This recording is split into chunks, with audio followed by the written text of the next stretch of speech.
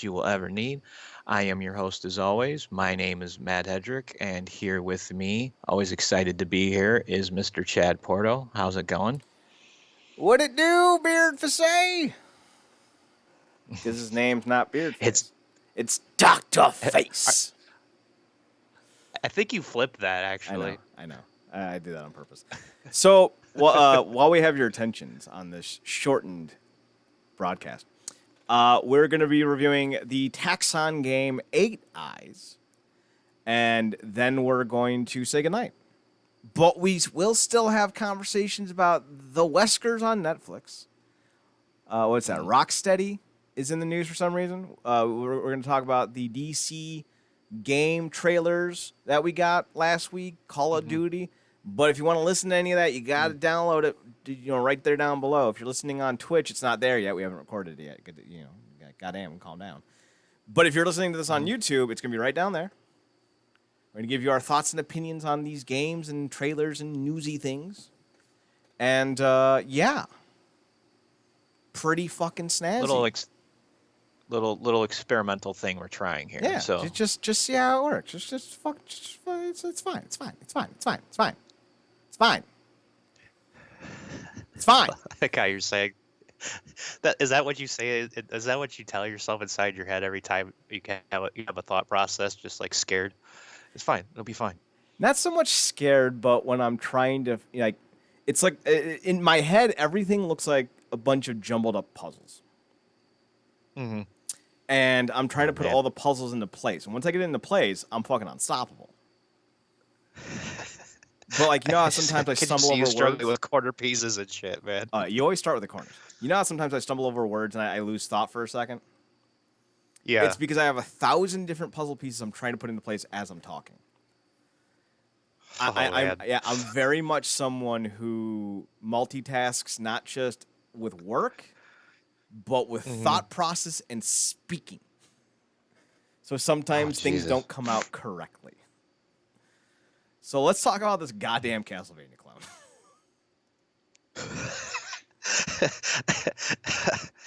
I honestly, I don't know how you felt about it, but first impressions for me when I was playing this thing, I wasn't so hot on it.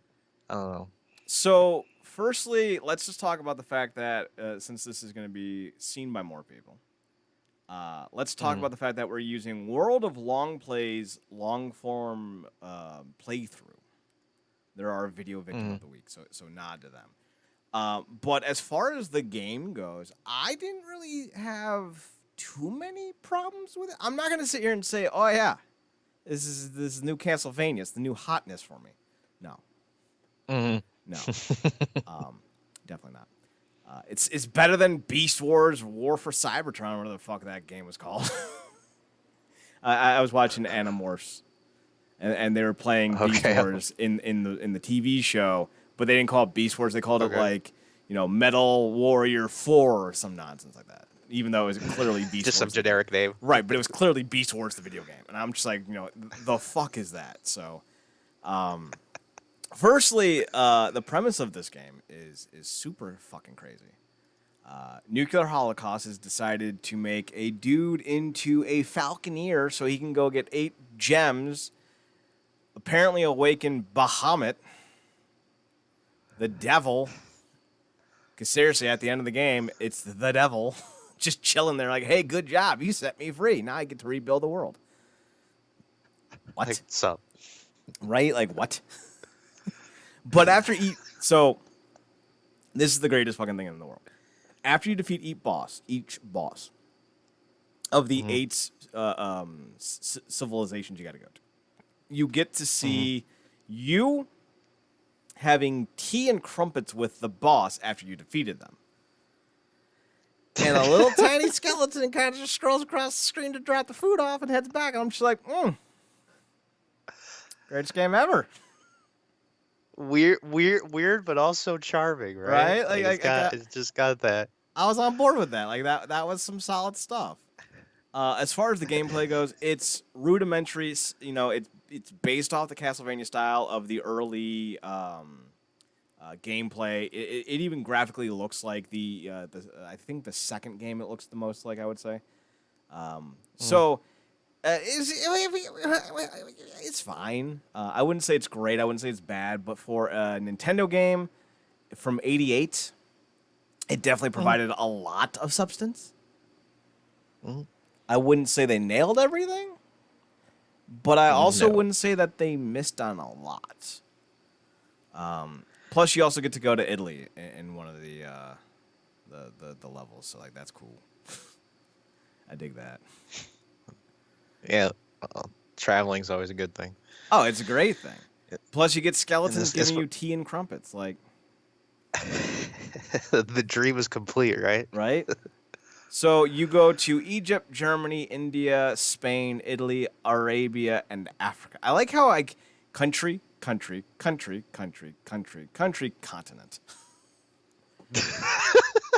Now, I don't want to stop you for a second, but is the video playing on the stream for you? Because No. I'm kind of like on a lot. I paused it, so you're fine. Okay, just making sure. I'm jumping around a little bit. Also, a fun factoid. Right. This is learned in second grade history class for all you Americans out there. Egypt's in Africa. So I'm just kind of wondering why they have Egypt and Africa as separate entities in this. I'm just saying. That is weird, right? Like you could have gone with the Congo, South Africa, Ghana. You could have gone with Chad, a personal favorite country of mine. You could have gone with Sudan, the South Sudan, the West Sudan, the East Sudan, the North Sudan, the Ivory Coast. You would think though people Casablanca. Making these games probably weren't that like in depth into looking at to like geographical like importance. You know what I mean? Like exactly where things are. They were just looking for something to theme it around, possibly. Well, Thinking Rabbit made the game, and they're out of Japan.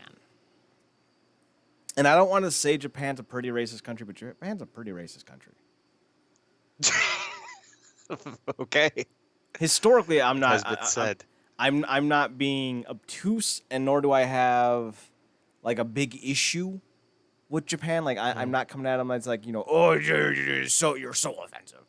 I mean they're a routinely closed off nation that doesn't really take well to outsiders. I get it. They're a country surrounded by oceans and mountains. So even if you had a boat back in the day, you still weren't going to get into most of the fucking country because there's a goddamn mountain range there. So like, they historically are a closed off group of people. So I understand their trepidation for outsiders, but also they're not a big fan of the others, like us. So when I see Africa, I like how you said that, right? The others. So when I see Africa, and then I think of, oh, well, they are a Japanese company, I just think to myself, that tracks.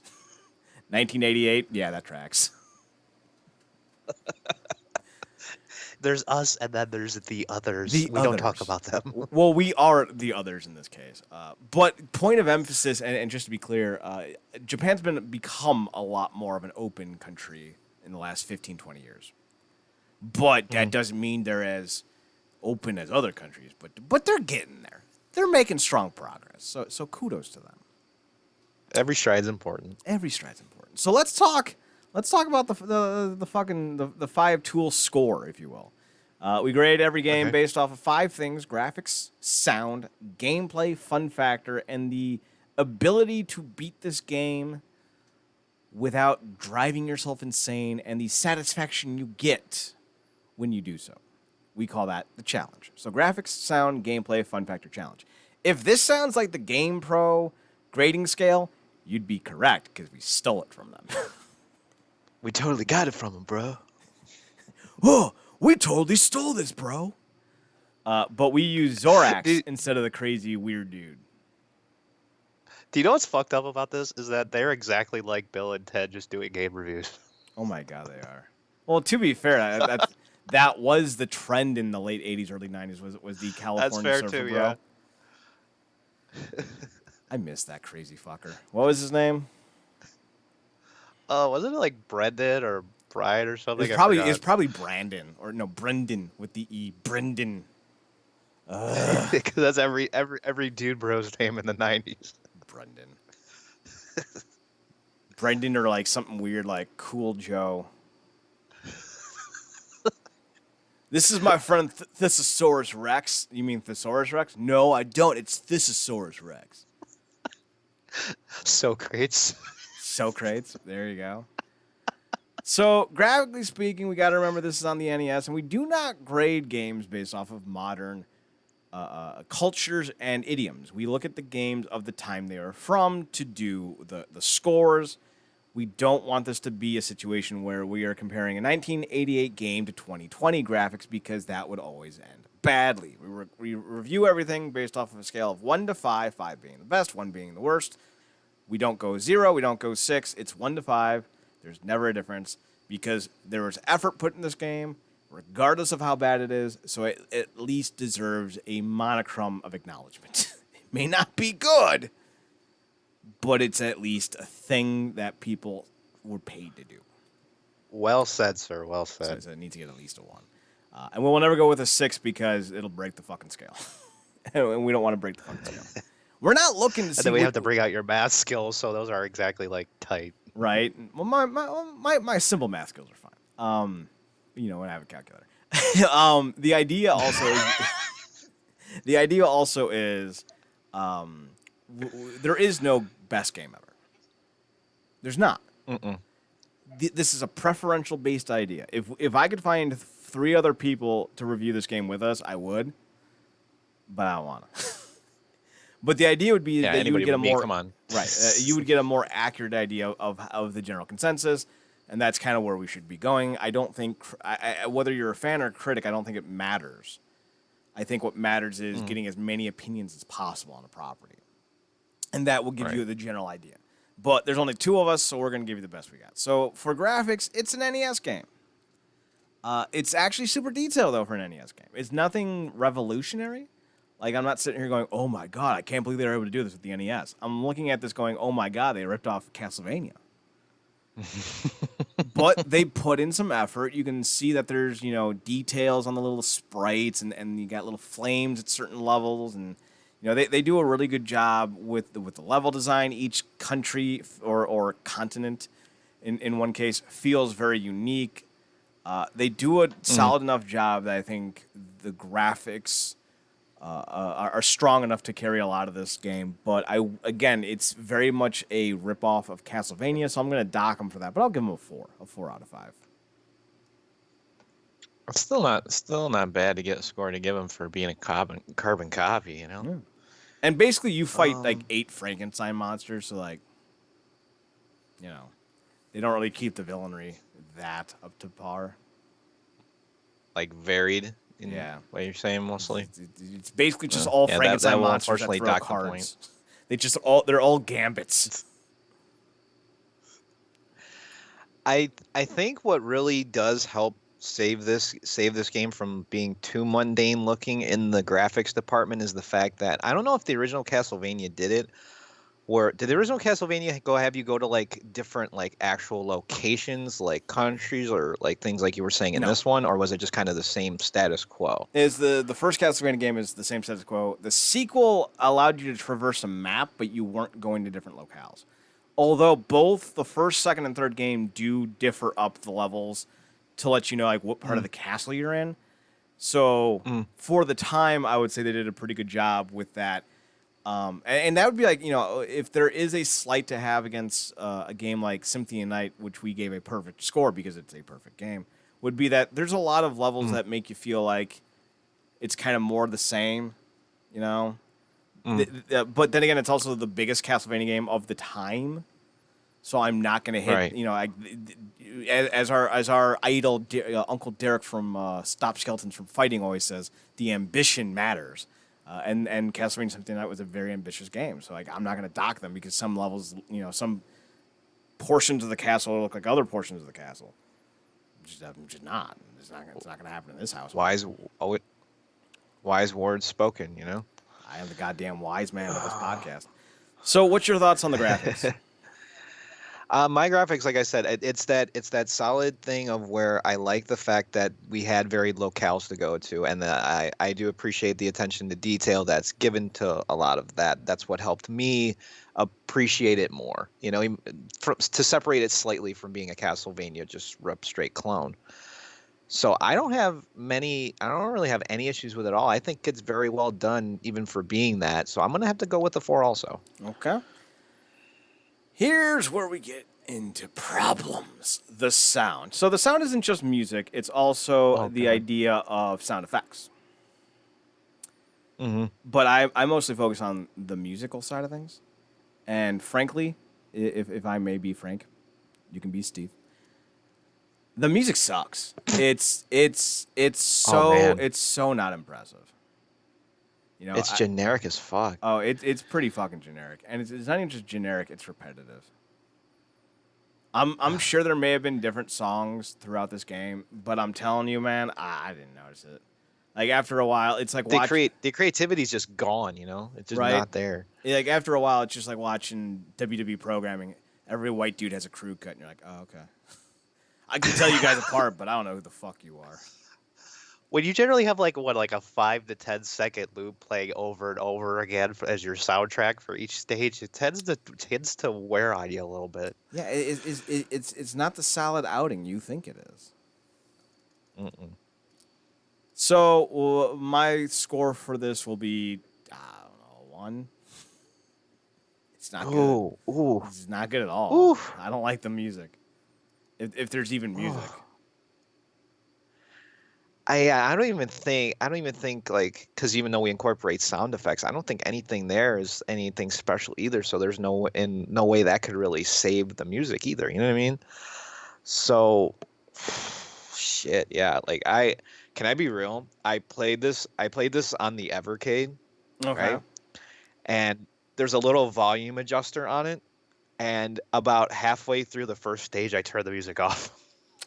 I I just totally turned down the volume, so that's kind of a telling sign. I don't blame Um, you. so yeah. So without question, it gets a 1 easily, no question. Oof. Gameplay. I found this to be passable. It's not broken. I don't Mm-mm. feel like anything in this game is absurdly difficult. It's not the Mm-mm. most exciting gameplay, but it's also just not the worst gameplay. So I'm not going to sit here and hit it too hard. I just realized that one of these dudes in the Rome level, the Italy level, is a fucking Jawa. Like they're not even trying. They're straight up stealing shit from other properties. I actually kind of think that's awesome. That's gonna help its fun factor score. Just got the balls to do that, right? Right? Like, dude, the '80s were awesome because the '80s were like, fuck you, we're gonna steal it. What are you gonna do? Because copyright law doesn't extend to video games in the '80s. That's why. At the moment somebody does that nowadays, the news like swarms their shit out. We do it back then, no one fucking cared. Well, back then you could put anything you wanted on game console because it was such a new idea for home console releases. That's why so many unofficial properties were released for the Nintendo console because how are you not gonna stop them? Just Yeah, quality assurance was not a thing back then. not Man. even just quality assurance, like legally speaking, there wasn't laws in place to prevent it. Right, because anybody could do anything and just get it out there. I mean, basically. So gameplay wise, I'm gonna give it a 3. I don't think it does anything too impressive, but I also don't think that it's a broken game. Like we played more than enough games in our lifetime to really have an idea of what is and isn't a good game. I don't think this is a bad game, so I'm gonna give gameplay a 3. Yeah, and on the game, on in the aspect of that, like everything here, as always, this is always a point I like to make. On a fundamental level, everything is workable. It all functions fine. Mm-hmm. I think where my hang up is, and Castlevania, I know originally had that like knockback thing when you jumped or something. Mm-hmm. Like if you got hit and you jumped and you got knocked back. This one doesn't have that, but I feel like the jumping in this game is a lot heavy. I don't know how to explain this. Heavier There's a lot sense. more heft. Yeah, there's a lot of more. Yeah, it's a lot more heft to it than Castlevania. Like you feel like an anvil drop the moment you jump off of a platform. Mm-hmm. So you better make sure you are on time with that shit the moment you leap off because you'll be fucked. And I'd have to say other than that, like I don't know. This gameplay's just not. It's not really impressive. Like I said, all works. It's all fine. Um, but to me, it's unimpressive, and I think that actually might lower my score with it because fundamental only gets you so far. So I think I'm going to sit at a 2, Well, honestly, just for fundamentals alone. I'm going to actually go a little higher on my initial score. I'm going to give it a 4. And here's why. Okay. Now, Okay. my thought process was it's fundamentally where it works. So the 3. So like that's kind of where we're at. If it works, it gets a 3. You don't like the jumping mechanic. You're a big, you're a big idiot. But you're also a big fan of platformers. So obviously, if the jumping mechanic's not up to your par, you're going to drop it. For me, I look for originality. That's like my big hook. Is your gameplay original? And it's very much a Castlevania clone. But it's also a clone that utilizes the Falcon aspect very well. And that's something that at least, before the third game, that there wasn't much of that in Castlevania. So like that made this kind of very unique, and it was also very effective. So I think the Falcon mechanic really does help with the score. So that's why I'm going to give it a 4, because I completely forgot about the Falcon mechanic. Because you are a So you would say that you're a Falcon what? You're a Falconeer, someone who trains Gotcha. Falcons. So the way you were arguing this is that you're more for originality, I'm more for like functionality then, in a sense? Yeah, more or less. I don't know. I'm just saying that you're a big platformer, and the platforming in this game wasn't a pure part. I'm just saying that if you're going to impress me, it's going to be original. And that's it. Like there's nothing deep about it. No, I'm the only thing I'll say past that is I'm still sticking with my score and everything, but I never really figured out how to function the whole like Falcon mechanic thing. I think that was wasn't it just like automatic? I think so.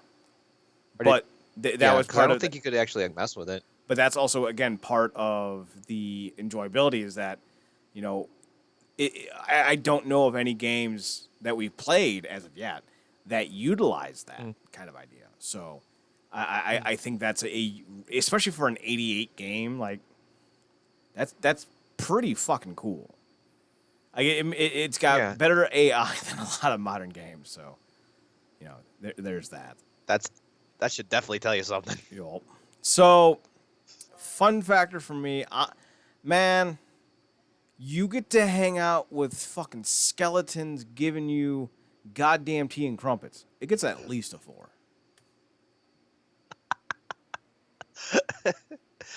Yeah, I mean, when a game's got charm to it, man, how can you not have at least some remote amount of fun with it? Yeah. Because at least it's not taking itself seriously. Like we're the Castlevania beat it. Like how do I say it? We're like the Castlevania killer. No, we're just an alternative that is we're just being silly and fucking stupid. We don't really give a shit. So for that alone, I'll give it a solid 3. I think that's where I'll sit on that one. For anyone kind of concerned or curious why Fun Factor is scored the way it is, it's literally just whatever kind of tickles our fancy. It could be the worst game ever, but if it has like a scene where like someone gets like kicked in the nuts, we might give it a 5. Like we don't know what's gonna pique our fancy. We don't know what's gonna make us really intrigued by a game.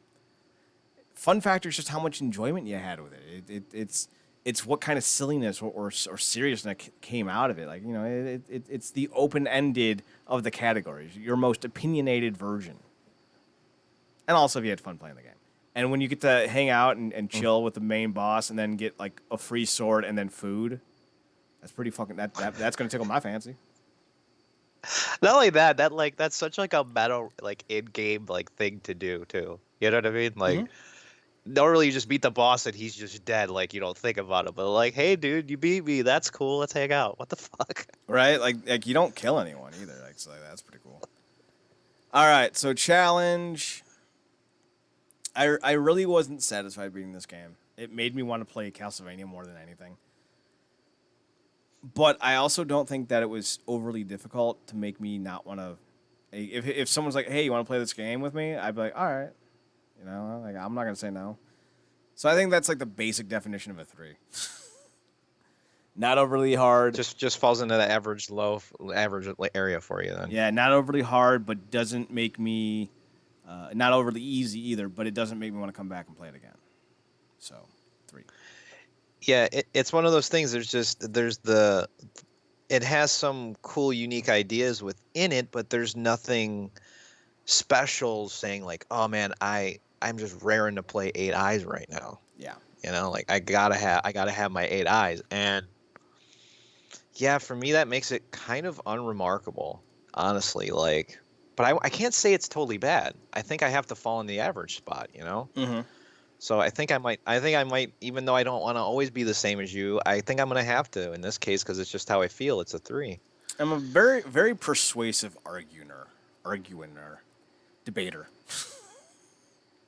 I was gonna say, yeah, I think saying Arguiner. debater was a lot better term for you to use. I was Arguer? I was trying Is to. that- Arguer is I don't know. I was trying to make up a term, but that might actually be a real word. Arguer, one who argues. I don't trusting me with that. Don't do that. So to be clear on how we do things here, when it comes to the score, there are levels, there are tiers, there are things that we believe in functionality wise that gives you the definitive version of what you need to know in terms of grades.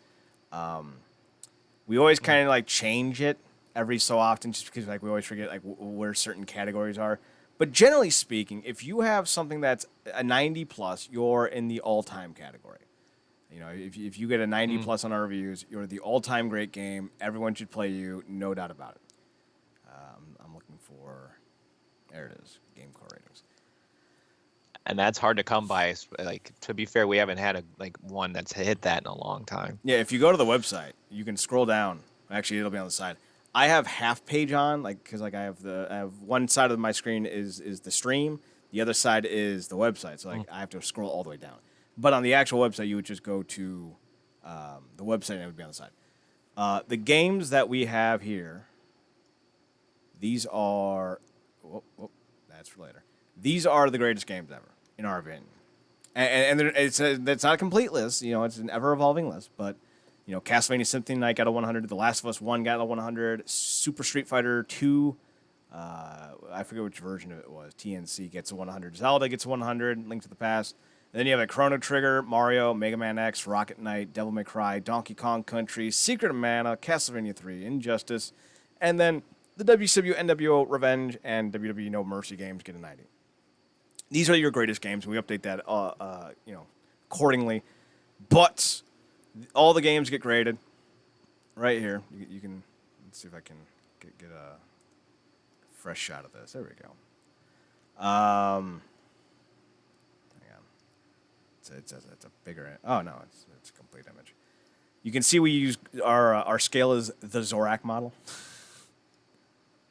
I got to see if I can find the actual picture of that because it's cut off. But you know, anything that gets a 90 and up, Hall of Fame. 80 and up is, you know, you need to play. 70 and up is must own. 60 and up is recommended. 50 and up, at that point, you're kind of like, you know, it's whatever. 40 is like, oh, okay, yeah, this might be something worth looking at just for fun. 30 to 20 is kind of like, don't even bother. And anything that's, you know, 10% or higher is just fuck off. Just don't even do it.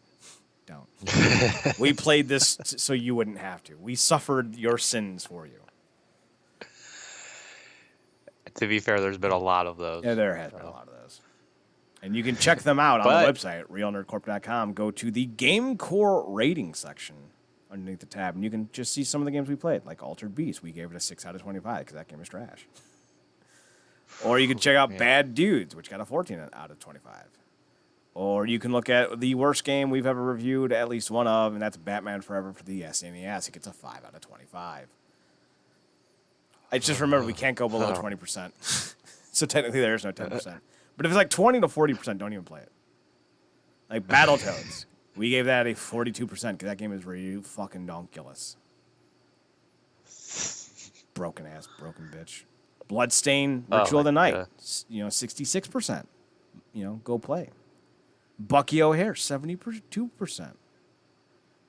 Castlevania 2, 56%.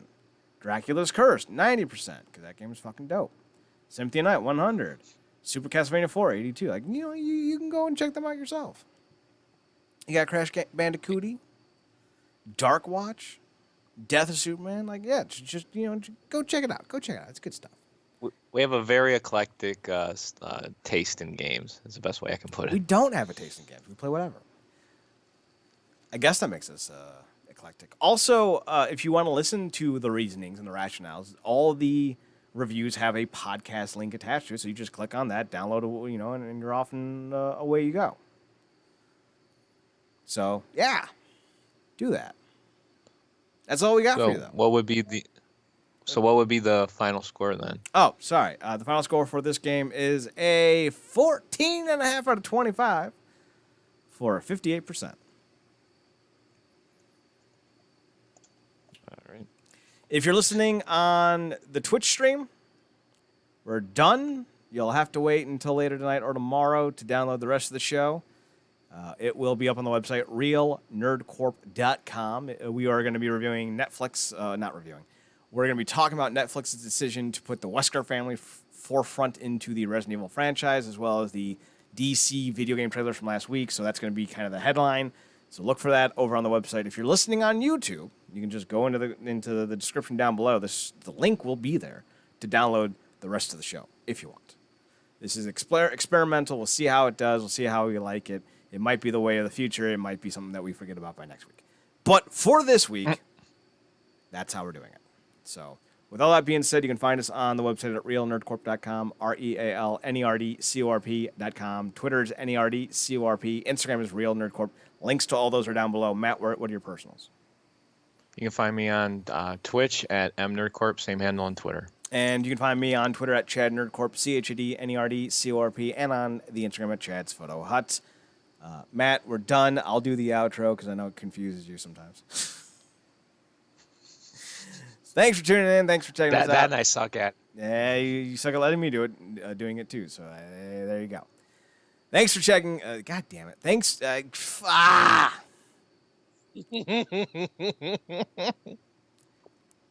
for tuning in. Thanks for checking us out. Thanks for giving us a chance. If you like what you hear, download the podcast down below or wait until it's on the website at realnerdcorp.com. Otherwise, we will see you next Saturday for another edition of the GameCorp Review. New name. Boom. Matt, say goodnight. Good night. I suck at outros.